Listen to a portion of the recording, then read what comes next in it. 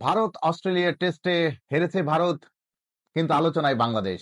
Umpire শরফুদ্দৌল্লা ইবনে শহীদ সৈকত আইসিসির আম্পায়ারদের elite প্যানেলের সদস্য। সৈকত এবার টিভি আম্পায়ার হিসেবে কাজ করেছিলেন সমাপ্ত মেলবোর্ন টেস্টে। ভারত এবং অস্ট্রেলিয়ার যে টেস্টটা হচ্ছিল সেখানে ভারত হেরে গেছে, কিন্তু সেই টেস্টে হেরে যাওয়ার পরেও খুবই আলোচনায় বাংলাদেশের এই আম্পায়ার।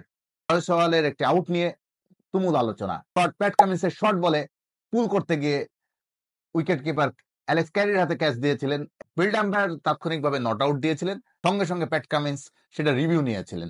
রিভিউ নেওয়ার পর দেখা গেছে সৈকত, যিনি টিভি আম্পায়ারের দায়িত্ব পালন করছেন মেলবোর্ন টেস্টে, তিনি যখন দেখছিলেন থার্ড আম্পায়ার টিভিতে দেখছিলেন, তার স্নিকোমিটারের একদম লাইনটা ক্লিন, ওখানে কোনো উঁচু নিচু কোনো কার্ভ দেখা যায়নি। তার মানে বলটা ব্যাটে লেগেছে কি লাগেনি এইটা ওই টেকনোলজি দিয়ে বোঝা মুশকিল হচ্ছিল।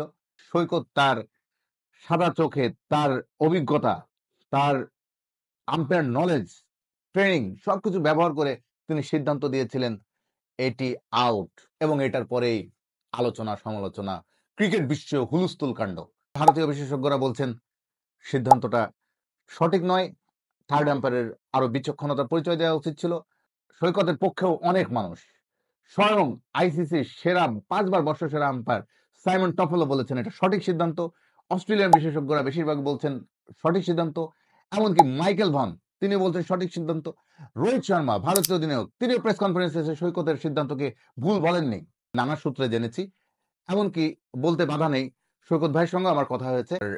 কোনো মন্তব্য বক্তব্য আমি বলতে যাচ্ছি না, তবে তিনি তার সিদ্ধান্তে এতটুকু বলতে পারি আত্মবিশ্বাসী, এবং তিনি তার সিদ্ধান্ত সঠিকই, এবং তিনি ক্লিয়ার হয়ে তিনি ভালোভাবে চিন্তা ভাবনা করে এটা সঠিক সিদ্ধান্তই দিয়েছেন। আরটিএস, রিয়েল টাইম স্নিকো বলে যে একটা টেকনোলজি, এই টেকনোলজিটা এই ইন্ডিয়া এবং অস্ট্রেলিয়া টেস্ট সিরিজে ঠিক নেই।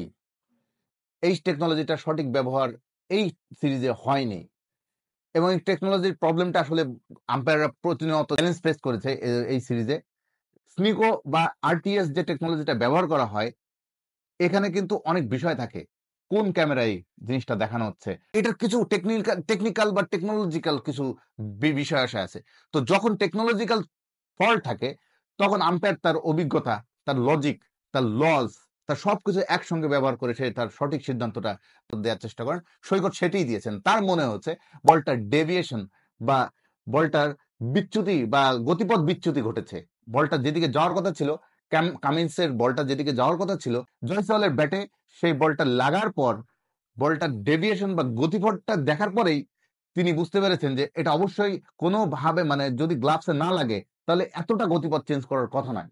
ও আরেকটি তথ্য জানিয়ে রাখি, মেলবোর্ন টেস্টের পরে সিডনি টেস্ট, যেটা ভারত এবং অস্ট্রেলিয়ার চলমান টেস্ট সিরিজের শেষ টেস্ট, সেই টেস্টে সৈকত অবশ্য ফিল্ড আম্পায়ার হিসেবে এবার দায়িত্ব পালন করবেন।